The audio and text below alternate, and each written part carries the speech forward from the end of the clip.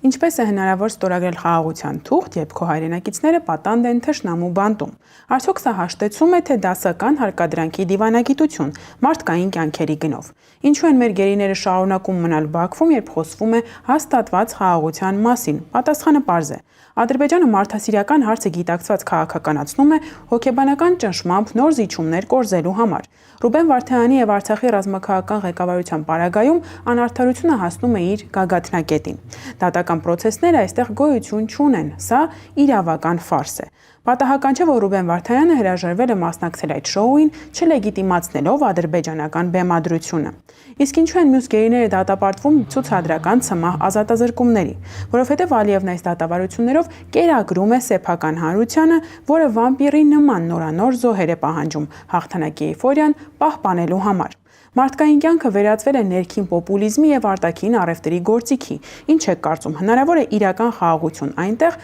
որտեղ արդարադատությունը փոխարինվել է վրեժխնդրությամբ։